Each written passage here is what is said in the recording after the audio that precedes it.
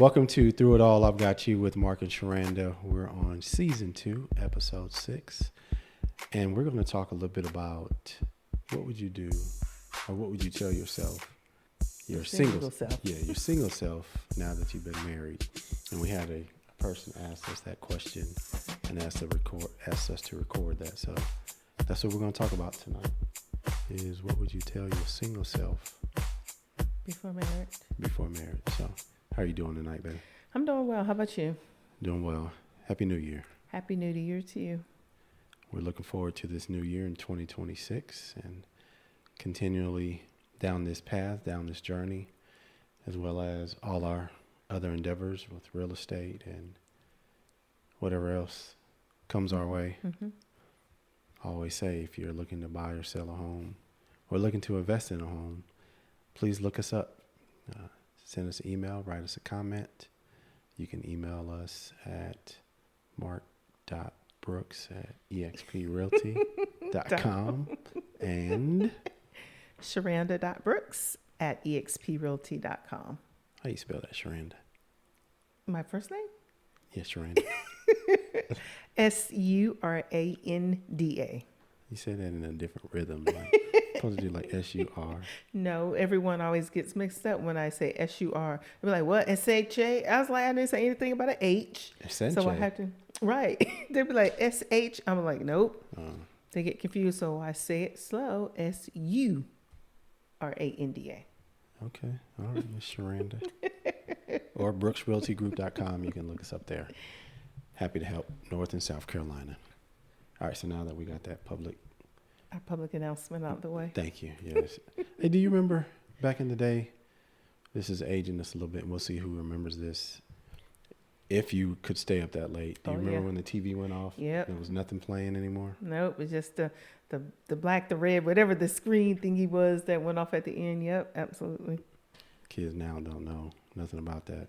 But I remember that TV watching you at the end of the night. Right, now they have shows that go on and go on all night. All night long. Yep. All night long. Who remembers that? Put that in the comments if you remember when the TV used to go out. What time was it? I'd have no idea. I don't remember that. Yeah, I don't remember that either. Something else, as we're talking about this, going back. Remember the long telephone cord? Yes. You had the, I don't know how many telephones you had in the house, but you had the long cord that would wrap. Yeah, ours is in the kitchen, and we could go down in the den to talk on the phone to keep from everyone hearing your conversation. That's right. Then you could tell if someone else picked up the other phone. I'm like, who picked up the phone? I'm on the line. I'm on the line. I remember them days. And then I remember when they came out with the cordless. Yep. And then you had some status if you had a cordless phone. I'll tell you what. Oh, God. You might have arrived.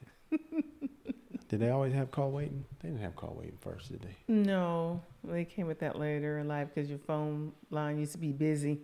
They don't even know what that sounds like anymore. I'm going to put that on my answer machine. On my voicemail on my phone. We ain't got an answer machine. I'm going to put the busy signal on there. Beep, beep.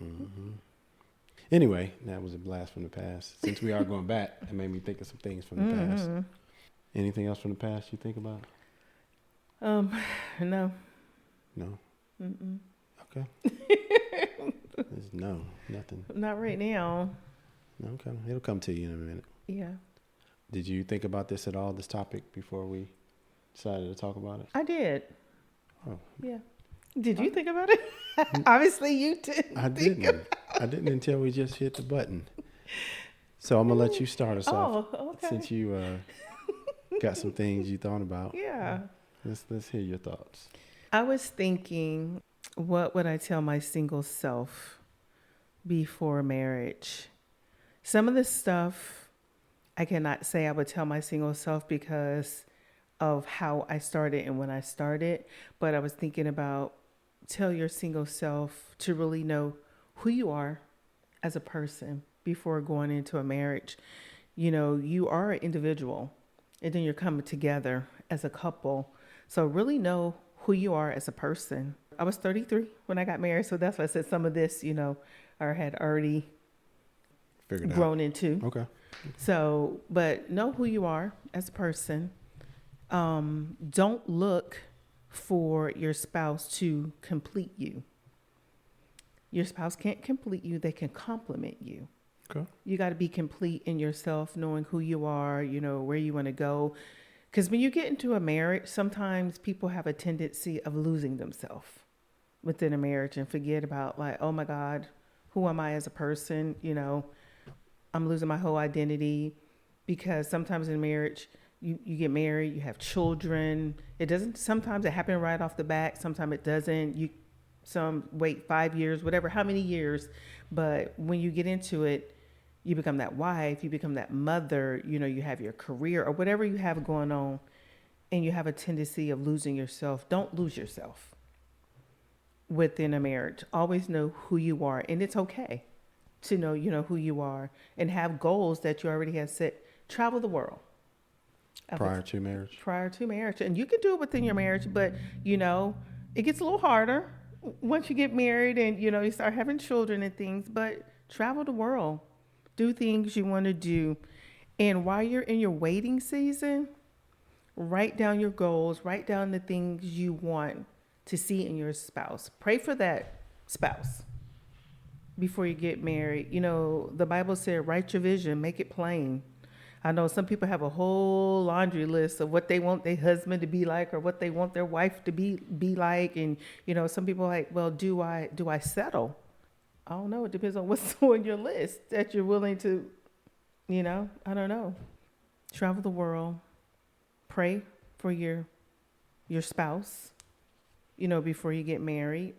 And if you have some childhood traumas, not even childhood traumas, some past hurts, experiences, whatever, talk about those things. It's okay to go to counseling. It's okay to talk to someone. So go get help before going into a marriage with those things. That was good. No, you hit a lot of things. I was going to go back to some of them, and we may come back to some of them so I can kind of interview you a little bit and get some more thoughts behind it. I know, you're looking surprised. Like interview me? Yeah, I can't interview me. Mark, what you think? Well, yeah, Mark, what do you think? No, that's you interviewing me. You talking about me interviewing me. No, I got to sit there. Hey, Mark, what you think about this? Well, Mark, what I think is that such and such. No, I can't do that. So let me hit a couple things, and then we'll turn this more into a discussion. So one of the things, as you were talking, I thought about was take some time to be a little selfish. And when I mean selfish, I mean do what you want to do, when you want to do it, how you want to do it, so that compromise isn't hard right when you do get married. Because not that you can't do what you want to do when you want to do, but you have to take that other person's consideration in those things. You talked about traveling and things of that nature. Of course you can do that when you get married, yes. Especially before kids. If you got 2 incomes now, you can maybe a little easier. When you're married, you got to consider, hey, what you have going on before. Work, you still got to do the same thing if it's for work. So I would say that selfishness, I would say if you have an opportunity, live on your own if you can. Which you'll learn a lot about yourself living on your own. And I never had the opportunity to live on my own before we got married. I always had a roommate, or I was in school, or I had a roommate. And so I never. Well, that's kind of living. To a it's degree. not living with, your parents or whatever. You were on your own. It's just you had someone in that house with you, but you still were on your own. I agree with that, but there's some compromise when you have a roommate as well. Yeah. And it may not be the same as a spouse, but if you can, whether it's 6 months to a year, live on your own. And you'll see, the reason I say that is you'll get a chance to experience quietness, which allows you to think on your own. You'll experience, and you can do that with a roommate, but I just think you can do it more when you're on your own. Right. So experience that solitude and see if you're junky, or see if you're blah, blah, blah, dirty. Let's just see if you're clean. See what your likes are. I'm going to say, I don't know if you can see that yourself. There are people that live by themselves, don't think they're junky until they get into a relationship. They didn't realize, You just cut my whole list off. I'll let you have your list. I'm sorry. It's my list. Go ahead. See, compromise. Continue. You have to you see what I'm saying? But I understand. I hear you. I understand what you're saying. You may not. Like a hoarder doesn't know they're a hoarder until someone walks in and says, "You're a hoarder. I can't even get through the front door." Yeah, I mean, but besides, hopefully you're not a hoarder or just a sloth or whatever you are. Live on your own until help absolutely. comes or an intervention with a camera, TV crew comes and rescues you out of your mess. A couple other things. Let me think through. Maybe find some hobbies that you enjoy on your own. I was going to say, not necessarily on your own, but find some things that you enjoy so you can bring that to the marriage. Mm-hmm. I would say date.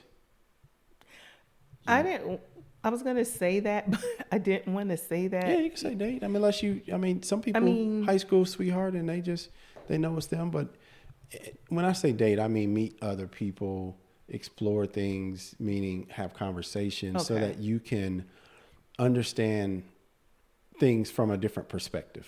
Okay, is what I mean. And I'm not saying be out there just willy-nilly, just, just. Especially if you saved. Yeah, all of it. Even if you ain't, don't open that box. If you can keep that box closed, whatever that is, keep it closed as long as you can. It eliminates a lot of stuff when we're talking sexually, of course.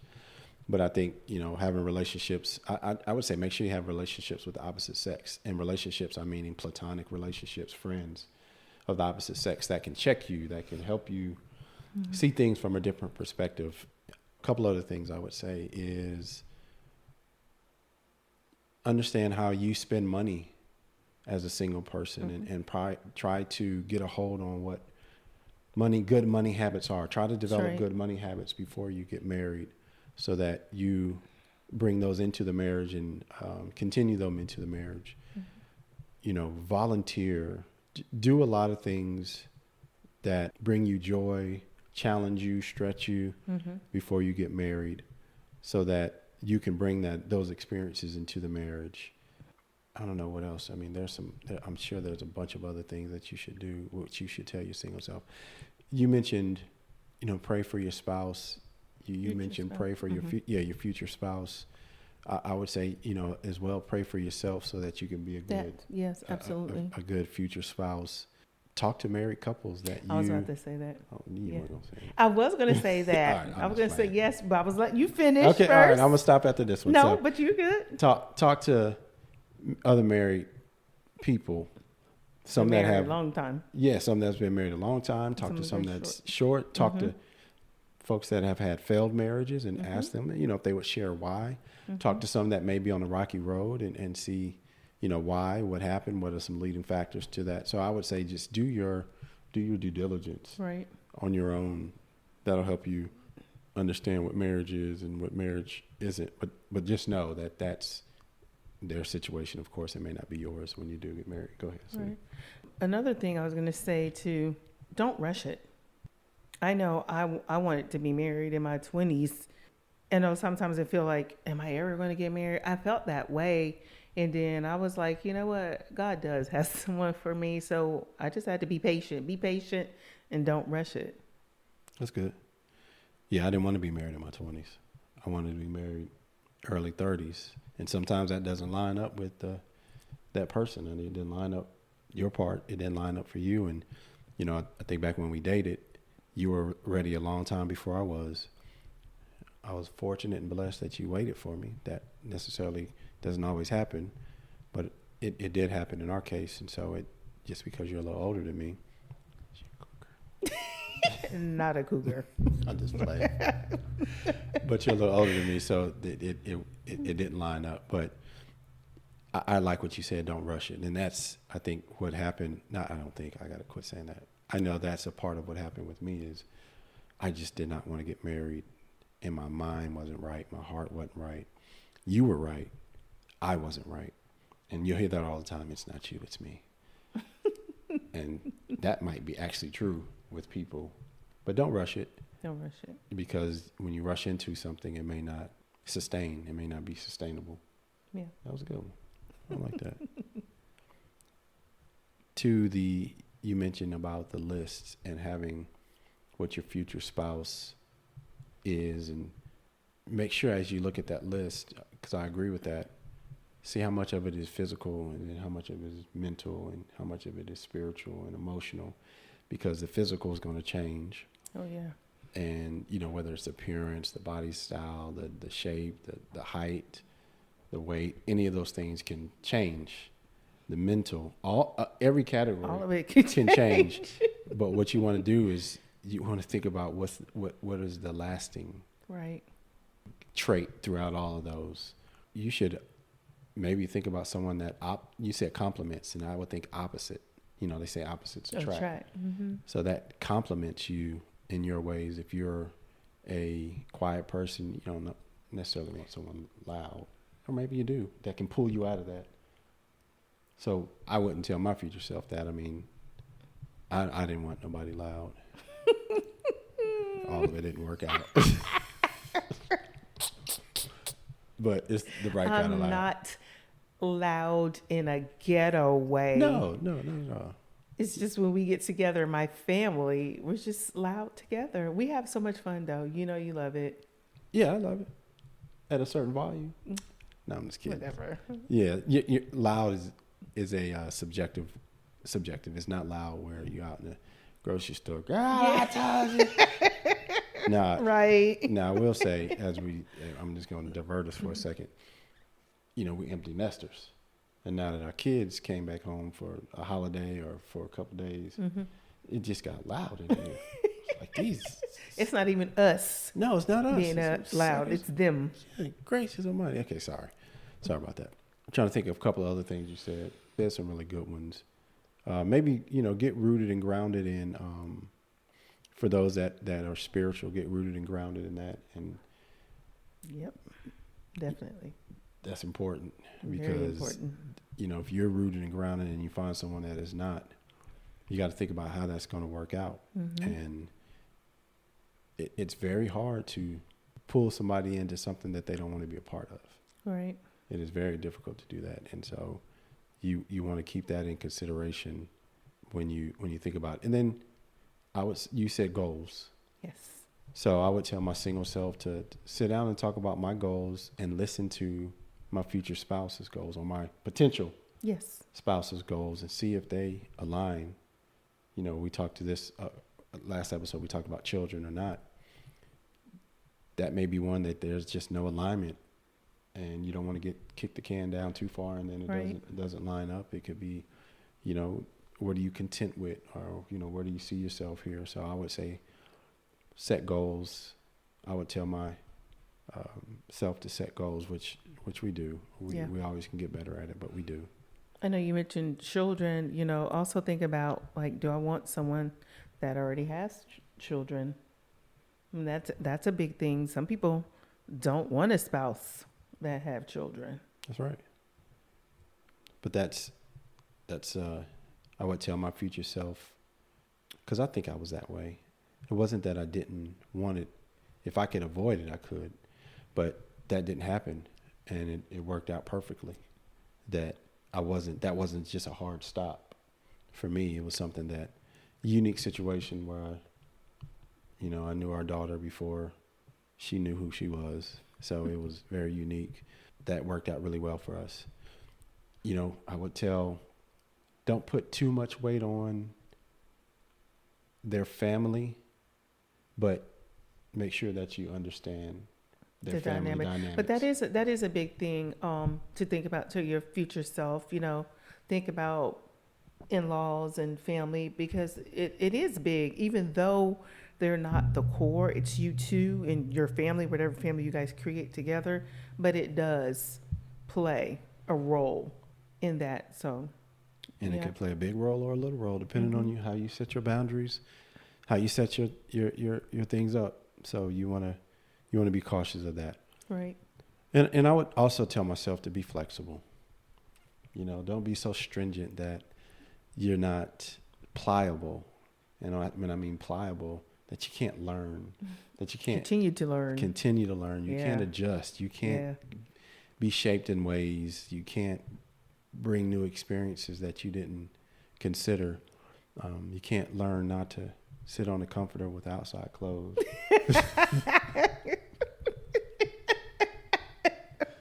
Those are things he learned. Mm-hmm. Yeah, I learned.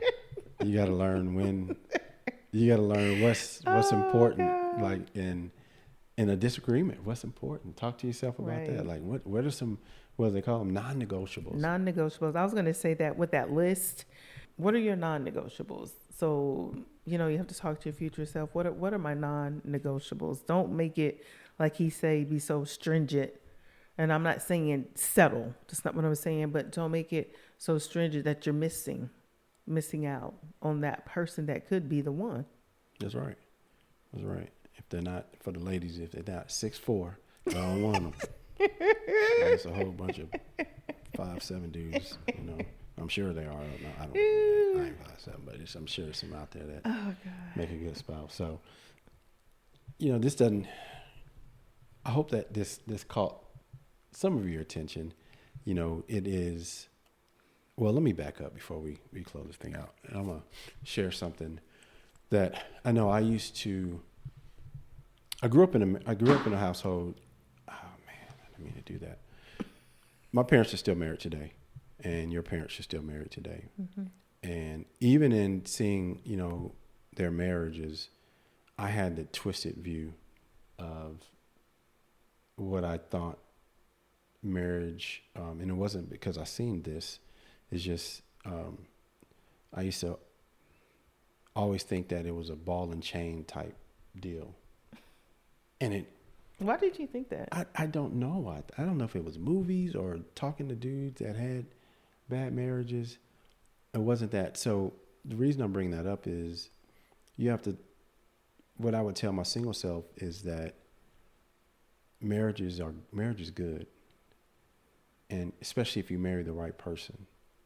And so I think that was part of my hesitation, is that I thought I would lose myself in a marriage. And you actually gain more when you're married to the right person. I 100% agree with that. And I was going somewhere else with that, and I lost my train of thought. And I don't remember, but I don't know what it was. It'll come back to me. Yeah, that's with knowing yourself. I know what it was. I would also tell my single self that don't look to movies and things like that to portray what a true marriage is. And that's why you talk to others that are in marriages. Mm-hmm. You ask tough questions of people. What does communication look like? What does XYZ look like? I used to think, man, it's got to be great to sleep in a bed with a woman every night. I mean, you just going to be having just, and then you get married, like, wait, I got to go to work. I mean, while that's fun and but that's just not the reality of things. It's not. Yeah, what they say, what was the old folks used to say, marriage just ain't just about that horizontal mambo. You ever heard that before? No. Yeah, they used to say it ain't about horizontal. I'm like, no, it ain't. You got vertical, you got sideways, you got all kinds. But you have to think past physical is my point. Right? You got to think past the physical things of marriage. While those are benefits of connecting and intimacy and all those things are wonderful in marriage, there's other things that complement your marriage that are very important, because at some point you've got to be able to do more than just that. So tell your single self that you want someone that is going to, challenge you, push you, grow you. We mentioned all these before, but I just can't stress it enough. You look for that person that will complete you, and to me, no matter what side you're on, it's your rib. That's right. It's your rib. It's that person that completes you, and that compliments you. Yeah, it compliments you. I like that. That's a good one. Anything else you want to add to this, sweetie? No. This was an easy one. I'm glad you started us off. If you have some topics that you want us to talk about in season 2, we've got 4 more episodes. Well, 6, 7, 8, 9. Yeah, 4 more. I can count to 10. Yeah, so 4 more episodes in season 2. We are going to have some more couples join us for our couples conversation as well. But if you have some topics that you want us to discuss, let us know. Put it in the comments. Shoot us a message. We would gladly welcome some of those things. Yeah. So that we can discuss them, and we'll do the research on some of the things that we don't know about, and then bring it to the table. So until next time on Through It All, I've got you with Mark and Sharanda. Take care. Take care.